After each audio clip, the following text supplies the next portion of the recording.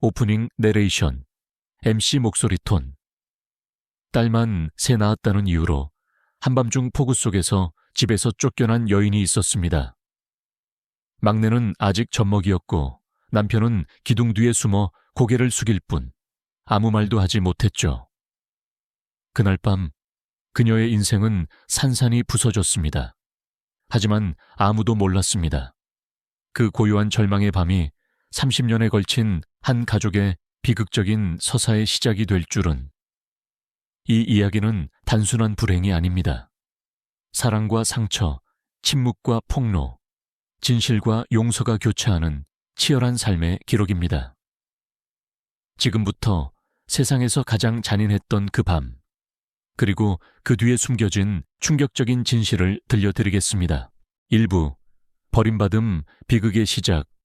때때로 가장 큰 비명은 침묵 속에 무릎을 꿇은 자들에게서 나온다. 나주의 밤, 폭풍 한 문장, 그리고 산산이 조각난 영혼. 비는 그저 내리는 것이 아니었다. 쏟아졌다. 천둥이 하늘을 갈랐다. 마치 하늘마저도 앞으로 펼쳐질 일을 차마 지켜볼 수 없는 듯. 쇠퇴하는 왕조의 끝자락에 전남 나주 한복판에 자리 잡은 한때 자랑스러웠던 저택, 박씨 가문의 저택이 서 있었다.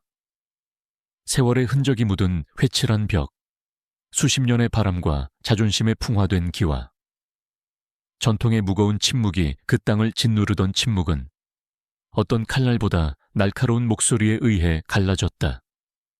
딸만 낳을 수 있는 여자는 이 가문에 아무짝에도 쓸모가 없어. 내 눈앞에서 치워. 가장의 안채에서 목소리가 울려 퍼졌다. 천둥이 울려 퍼졌지만 가문의 철옹성 같은 원로 박정화는 더 크게 울부짖었다. 그의 지팡이가 윤이 나는 나무 바닥에 부딪혔다. 근처에서 꽃병이 깨지며 바깥에 있는 여자의 파멸적인 운명을 떠올리게 했다. 타락한 며느리 홍수 아래 마당에 무릎을 꿇은 미영의 모습은 처참했다. 한때 새하얀 한복은 이제 진흙투성이의 뼈까지 젖어 수의처럼 몸에 달라붙어 있었다. 긴 검은 머리카락은 뺨에 엉겨붙어 있었다. 붉게 부은 눈은 깜빡이지 않았다. 새 어린 딸이 잠든 창문만 뚫어져라 쳐다보고 있었다. 그들은 자신들의 미래를 두고 벌어지는 전쟁을 알지 못했다. 그녀는 말을 하려고 애썼다. 애원하려고 애썼다. 하지만 그녀의 입술에서 흘러나온 것은 흐느낌뿐이었다. 비보다 훨씬 무거운 무언가에 짓눌린 여자의 메마르고 고통스러운 경련이었다. 처마 밑에서 박정환의 우뚝 솟은 형체가 나타났다. 종이 우산을 든 그의 얼굴은 읽을 수 없었고 수십 년간 쌓아온 자존심과 통제로 조각된 듯했다. 그녀의 눈을 마주치지도 않은 채 그는 마지막 일격을 가했다. 특히 막내 지연이는 내가 직접 키울 거야. 나머지는 여기 있어. 넌 혼자 가. 어머니의 마지막 간청, 제발. 미영이 쉰 목소리로 말하며 무릎을 진흙탕에 질질 끌며 그의 옷자락을 붙잡았다. 제발 아기를 맞게 해줘. 아직 젖을 떼지도 않았는데. 돌처럼 차갑게 그는 그녀를 뒤로 밀쳤다. 이 집은 이미 충분히 더럽혀졌어. 미영은 가슴을 움켜쥐었다. 젖이 여전히 고동치는 가슴. 세상이 무너져 내리는 듯 몸이 자신을 배신하는 듯 했다. 그녀는 다시 한번 손을 뻗었다. 그를 위해서가 아니라 과거를 위해서였다. 자비의 김이라도 아무것도 없었다. 기둥 뒤의 겁쟁이 나무 기둥 뒤에서 이 모든 것을 지켜보고 있던 것은 그녀의 남편 상현이었다. 그의 얼굴은 창백했다. 주먹을 꽉 쥐었다. 하지만 그는 아무것도 하지 않았다. 아무것도. 그는 움직이고 싶었다. 그녀를 지키기 위해서였다. 하지만 아버지의 눈은 마치 쫓겨난 짐승처럼 그를 그 자리에 꼼짝 못하게 했다. 그래서 그는 울었다. 그녀를 위해서가 아니라 자신의 비겁함 때문에. 용서해 줘. 그는 속삭였지만 바람만 들을 수 있었다. 폭풍 속으로 던져지다 미영은 족장에게 충성하는 하인에게 끌려갔다. 그렇다. 끌려갔다. 빗속을 헤치고 그녀의 맨발은 자갈길에 긁혔다. 대문에 다다르자 낡은 나무통이 그녀 뒤로 던져졌다. 자물쇠는 녹슬어 있었다. 그녀가 가져갈 수 있는 것은 옷 몇 벌, 빗바랜 결혼사진, 그리고 딸들의 이름이 수놓아진 손수건 3장뿐이었다. 근처에서 번개가 쳐 망명 생활을 하게 된 어머니의 절망적인 모습이 비쳤다. 그리고 그때 대문이 닫혔다. 날카로운 금속 쨍그랑거리는 소리는 단순한 소리가 아니었다. 그것은 선고였다. 저주였다. 마차와 저주저저 삐걱거리는 낡은 마차가 대문 너머에 서 있었다. 마부는 눈을 마주치지 않으려 애썼다. 미영은 아무 말 없이 마차에 올라탔다. 그녀는 뒤를 돌아보았다. 집 안에는 불빛이 깜빡이지 않았다. 손으로 작별 인사를 하는 사람도 없었다. 보는 얼굴도 없었다. 벽 안에서 갓 태어난 아기의 울음소리만이 정적을 가르며 울려 퍼졌다. 그리고는 사라졌다. 내면의 폭풍 수레가 앞으로 휘청거리자 그녀는 손수건을 가슴에 꼭 껴안고 속삭였다. 돌아올게요. 여러분 모두를요. 무슨 일이 있어도요. 하지만 폭풍은 아무런 대답도 하지 않았다. 진정한 불의를 맛본 자만이 이런 침묵을 안다. 제2장 유랑과 재탄생, 잃어버린 자아를 되찾다 버림받은 여자가 다시 일어설 때 그 손엔 절망이 아니라 불꽃이 쥐어져 있다. 부산 비에 젖은 첫 발걸음비는 그치지 않았다. 기차역을 나서자마자 미영은 눈을 가린 천 조각을 벗겨낸 듯 세상이 낯설게 다가왔다. 수많은 사람이 지나가는 붐비는 거리, 익숙한 말투 하나 들리지 않았다. 몸은 가늘게 떨리고 손에 든 작은 보따리는 바닥에 질질 끌렸다. 그녀는 하루 종일 걸었다. 가로등 밑에서 웅크려 잠을 자기도 했고 다리 밑에서 신문지를 덮고 잠들기도 했다.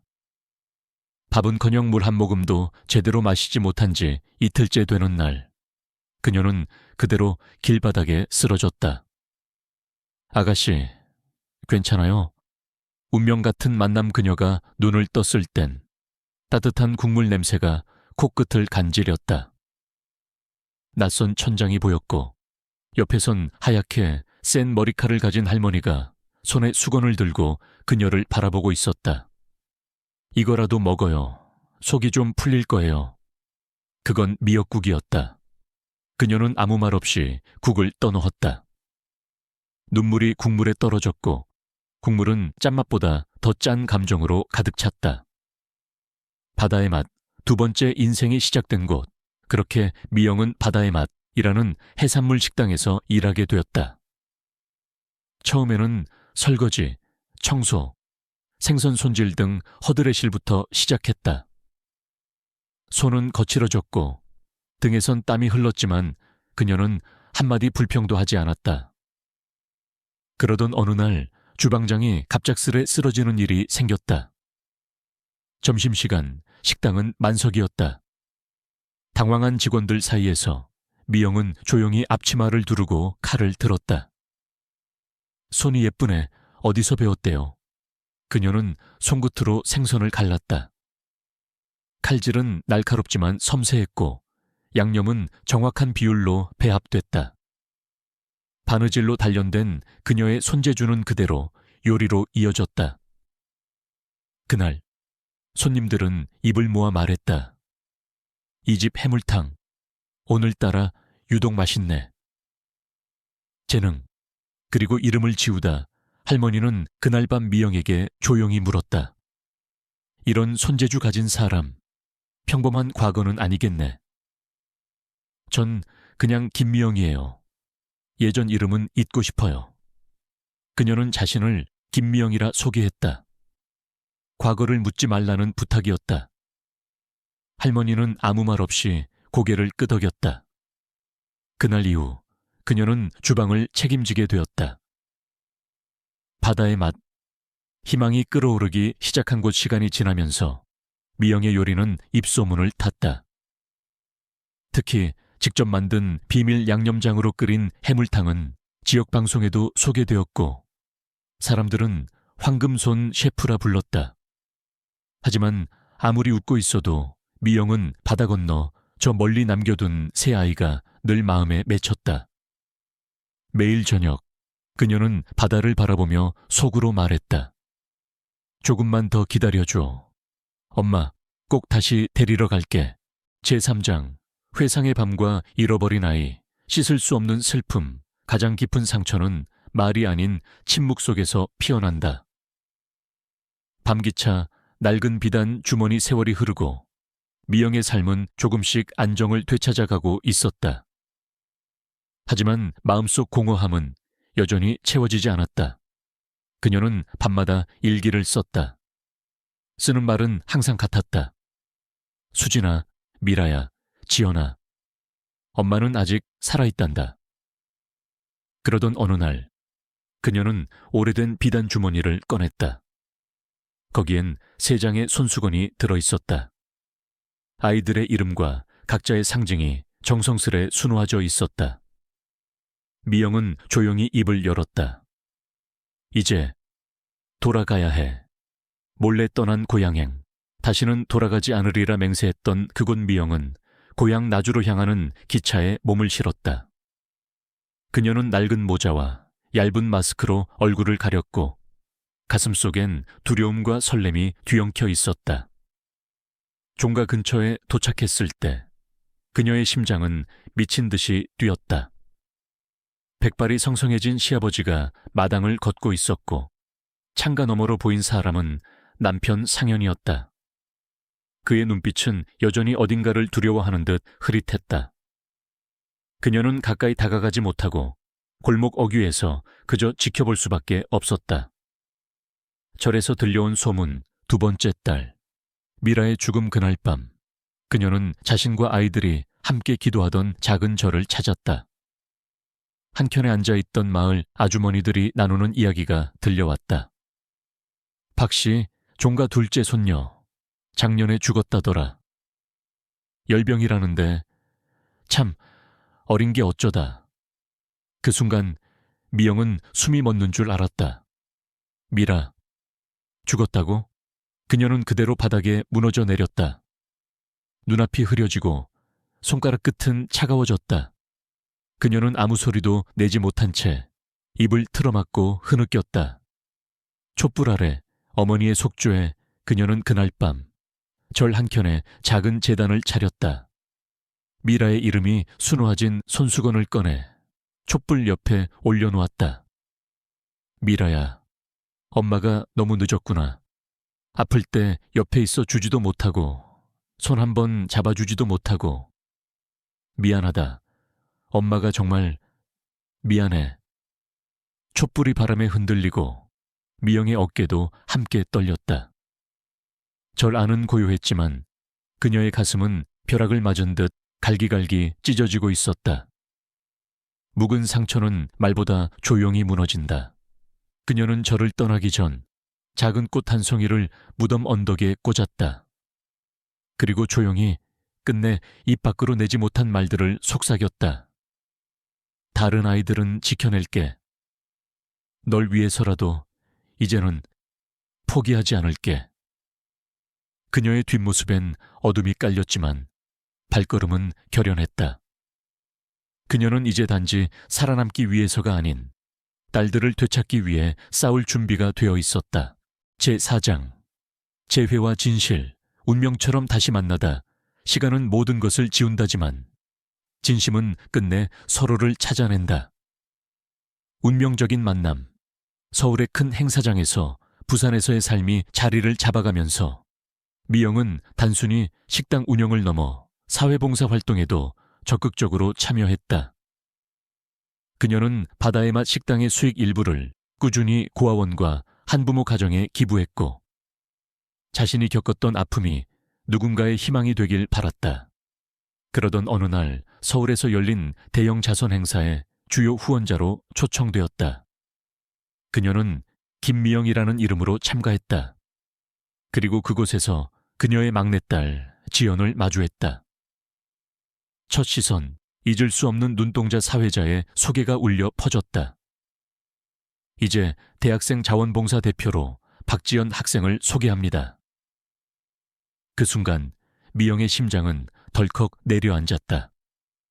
단상 위로 올라온 젊은 여성, 단정한 단발머리, 또렷한 눈매, 그리고 말끔한 정장 차림. 그녀의 모습은 시간이 흘렀음에도 분명했다. 지연이야, 내 딸, 내 아이야. 지연은 행사장에서 연설을 이어갔다. 우리는 약자를 돕는 일을 멈추지 않을 것입니다. 버려진 아이들에게 따뜻한 손길을, 상처받은 이들에게 희망을 줄 수 있도록. 미영의 눈에는 눈물이 맺혔다. 지연은 자신이 겪은 고통을 다른 사람을 위한 연민으로 승화시키고 있었다. 그 모습이 가슴을 후벼 팠다. 가까워지는 거리, 단골 손님이 된 지연 행사 후 미영은 조심스럽게 지연에게 다가갔다. 지연 씨, 오늘 정말 인상 깊었어요. 당신 같은 젊은이들을 보면 희망이 생깁니다. 지연은 예의 바르게 웃으며 인사했다. 감사합니다. 혹시 부산 바다의 맛 식당 대표님 맞으시죠? 그날을 시작으로 지연은 종종 미영의 식당을 찾게 되었다. 처음에는 단순한 인연이었지만 미영은 매번 지연에게 직접 음식을 준비했다. 지연의 입맛을 기억하고 그녀가 좋아할 만한 반찬을 하나씩 늘려갔다. 그녀의 미소 하나, 말투 하나에 미영은 조용히 눈시울을 붉혔다. 꿈에서 들리는 이름.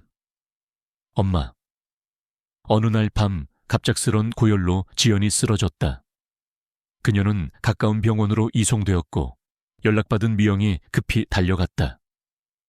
하얀 병실 안 지연은 이마에 땀이 송골송골 맺힌 채 힘없이 잠들어 있었다.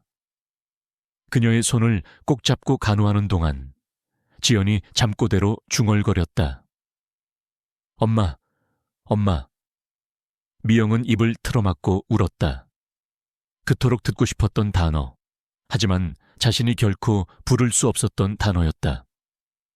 감정의 파도, 진실을 말할까 말지 말까 며칠 뒤 지연은 회복했다.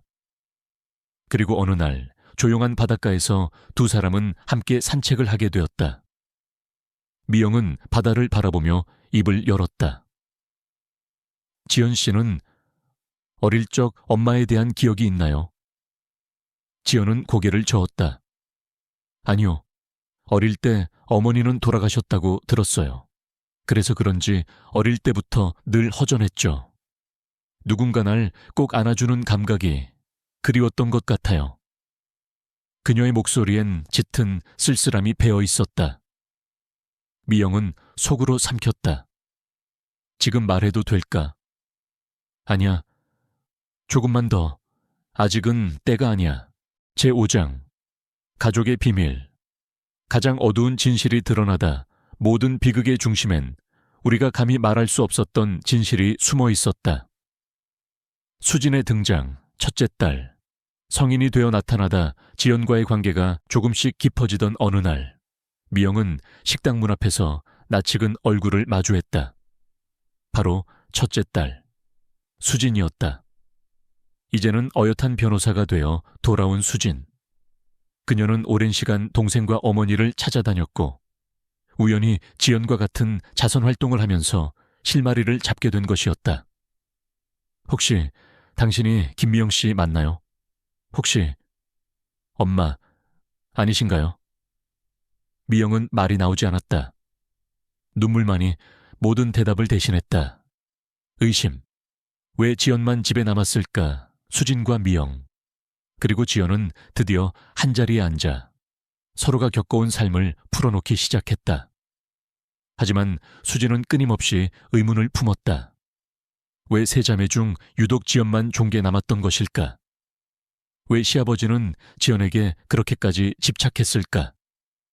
왜 그토록 미영을 내쫓으면서도 지연만은 키우겠다고 했던 걸까? 그녀의 직업적 본능이 숨겨진 진실이 있다는 것을 예감하게 했다.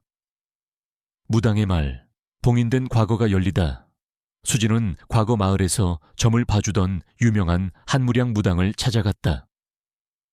그녀는 수십 년간 종가 주변의 사람들을 봐오며 말 못할 비밀들을 간직하고 있었다. 무당은 미영의 이름을 듣자마자 깊은 한숨을 쉬었다. 그날 밤 당신의 남편이 출장을 갔던 날 방에 들어온 사람 기억하십니까? 미영의 얼굴이 굳었다. 숨기고 싶었던, 지워버리고 싶었던 그 기억.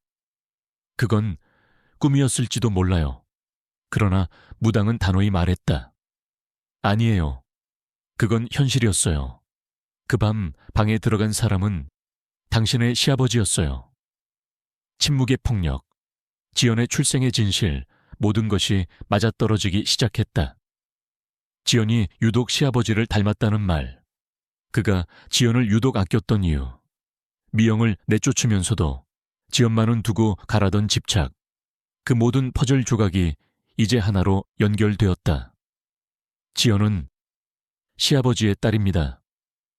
말을 마친 무당은 주머니에서 작은 비단 손수건을 꺼내 주었다. 그것은 미영이 출가 전날 몰래 딸 지연에게 남겨놓은 유일한 유품이었다. 이건 당신이 만든 손수건이죠. 시아버지가 평생 간직하고 있었습니다. 미영은 무너져 내렸다. 수진은 분노로 이를 악물었다. 그리고 지연은 아직 아무것도 모른 채 자신을 키워준 할아버지를 그리워하고 있었다. 제6장 대면과 폭로. 정의는 침묵하지 않는다. 침묵은 때론 죄가 된다. 이제 진실은 말해줘야 한다. 귀환, 세모녀, 종가의 문을 다시 두드리다 서로의 상처를 확인한 세모녀는 드디어 결심했다. 도망치지 않겠다. 피하지 않겠다. 더는 침묵으로 자신을 감추지 않겠다고. 수진은 변호사로서 모든 법적 가능성과 리스크를 점검했다.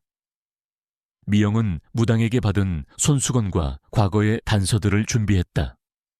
지연은 비록 아직 출생의 비밀을 모르지만 어머니와 언니의 곁에서 함께할 용기를 냈다.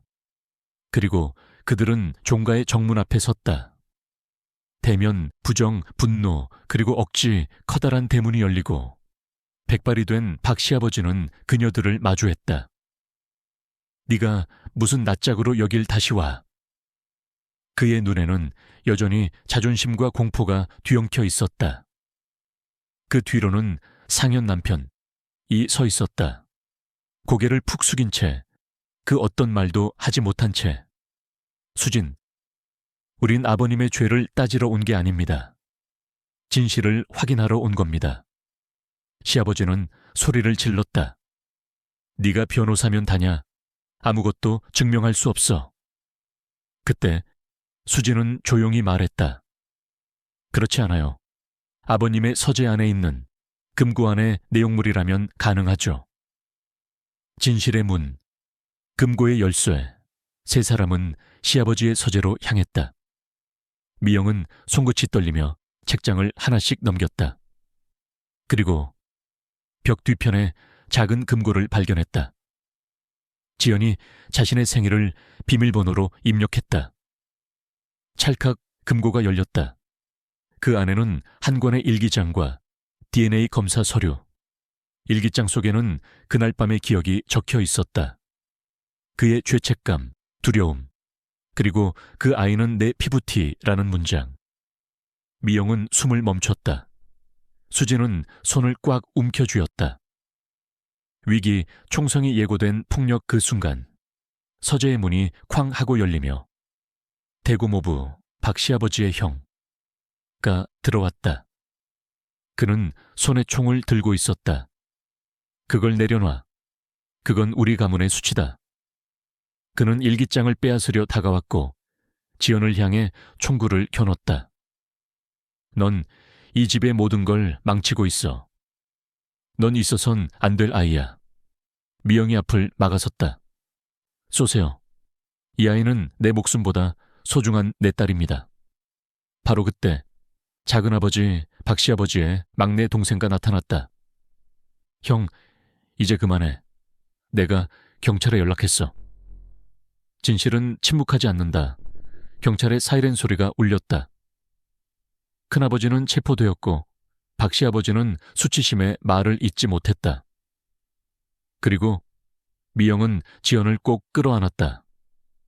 지연아, 이제 너도 알아야 해.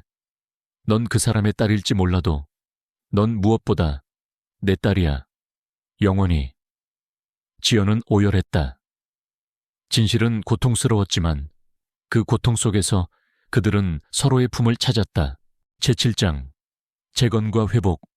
무너진 삶 위에 희망을 짓다. 우리는 이제 진실 위에 삶을 지어야 한다. 고통은 지나갔고 사랑은 남았다.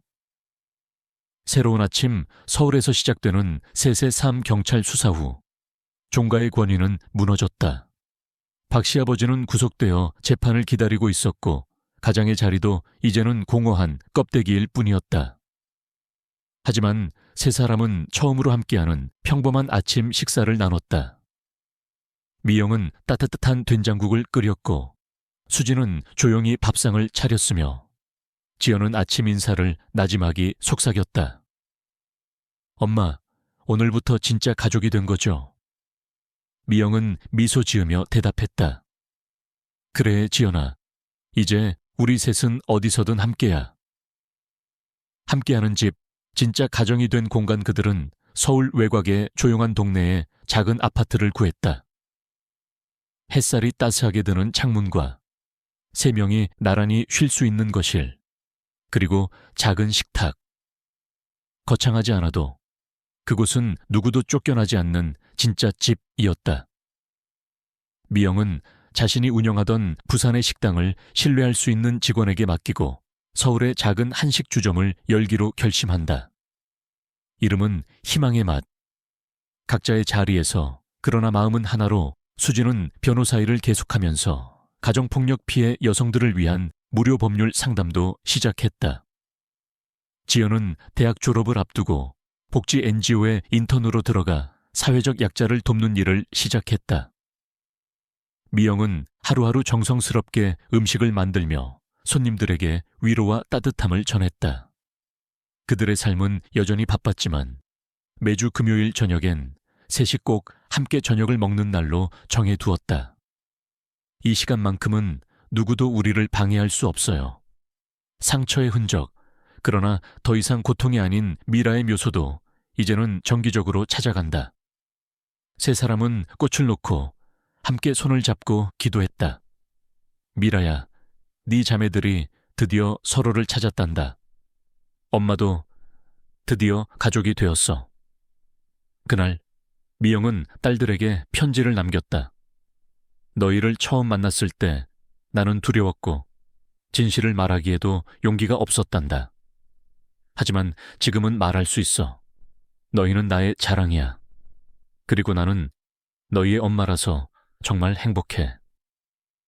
작은 아버지의 편지. 며칠 뒤 작은 아버지로부터 편지가 도착했다. 그는 종가를 정리하고 고향을 떠나 조용한 삶을 살고 있다고 적었다. 그리고 한마디가 붙어 있었다. 이제 종가는 지연이의 것이다.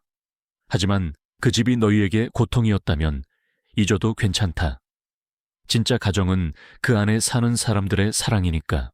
제8장 봄날의 맹세, 끝은 새로운 시작이다. 과거는 지나갔고 미래는 우리의 손으로 다시 써 내려간다. 봄의 시작, 미라의 묘소 앞에서 서울 근교, 봄 햇살이 따뜻하게 내려쬐는 어느 날. 벚꽃이 흩날리는 길을 따라 미영과 두 딸, 수진과 지연은 조용히 묘지로 향했다. 그곳에는 작고 단정한 비석 하나, 그리고 새하얀 국화가 바람에 흔들리고 있었다. 미영은 무릎을 꿇고 손을 모았다. 미라야, 오랜만이구나. 이제야 말할 수 있어. 엄마는 더 이상 너를 떠나지 않을게. 지연은 조심스럽게 손수 만든 작은 케이크를 꺼냈다. 미라 언니, 오늘은 언니 생일이야. 우리가 다 함께 축하하러 왔어. 세 모녀는 조용히 촛불을 켜고 한 목소리로 노래를 불렀다. 눈물은 흐르지만 슬픔보다는 따뜻함이 가득했다. 사진첩 속의 시간 수진이 가방에서 꺼낸 오래된 사진첩. 종가의 다락방에서 우연히 발견한 그것은 잊혀졌던 가족의 기억을 되살려 주었다. 사진 속에는 아이 셋을 품에 안고 웃고 있는 젊은 미영의 모습이 있었다. 이건 엄마가 우리 곁에 있었던 증거야. 지연은 사진을 가슴에 꼭 안았다. 그녀의 눈에는 자신이 어디서 왔는지, 누구의 딸인지, 이제는 흔들림 없는 확신이 담겨 있었다. 함께하는 집 그들은 이제 함께 살기로 했다. 서울의 조용한 주택가, 작은 2층 집. 거실에는 세 명이 함께 고른 라벤더 커튼이 걸려 있었고 부엌에서는 미영의 국물 내는 소리가 들려왔다. 내일은 내가 해물탕 할게요. 엄마가 가르쳐준 레시피대로요. 지연이 말했다. 수진은 와인병을 들고 미소 지었다. 그럼 난 오늘 저녁엔 디저트를 준비할게요. 우리 가족의 새로운 시작을 축하하는 의미로. 별빛 아래서 그날 밤 창밖에는 수많은 별이 빛나고 있었다. 미영은 조용히 창문을 열고 하늘을 올려다보았다. 그중 하나 유난히 반짝이는 별 하나가 마치 미라의 미소처럼 느껴졌다. 미라야, 고마워. 네가 있어 우리가 다시 가족이 될 수 있었어.